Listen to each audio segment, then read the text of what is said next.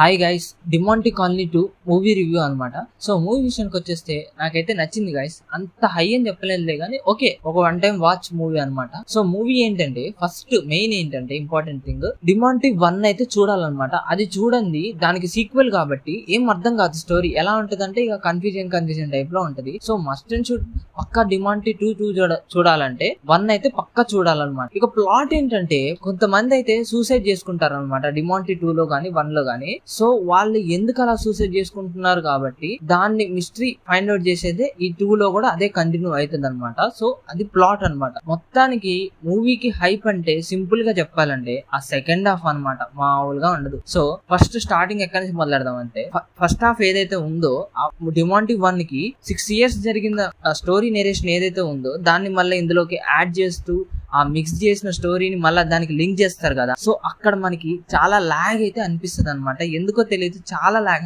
So మూవీకి అక్కడ కొద్దిగా మైనస్ పాయింట్ అనమాట.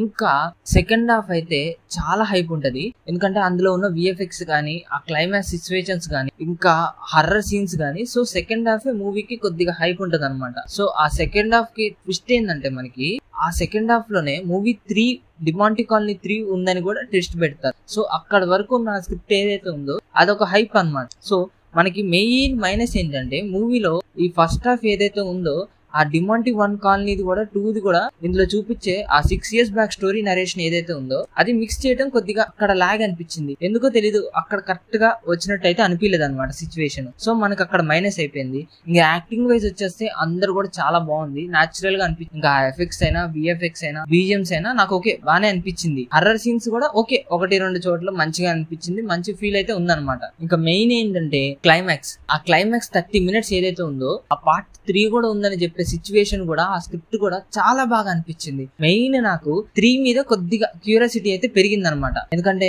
ఆ హైప్ క్లైమాక్స్ సిచ్యువేషన్స్ కూడా అంత హైప్ ఇచ్చింది అనమాట. సో అది మూవీ రివ్యూ. సో నేను దీనికి రేటింగ్ వచ్చేసి 5 అయితే 3 అయితే ఇస్తున్నాను గైస్.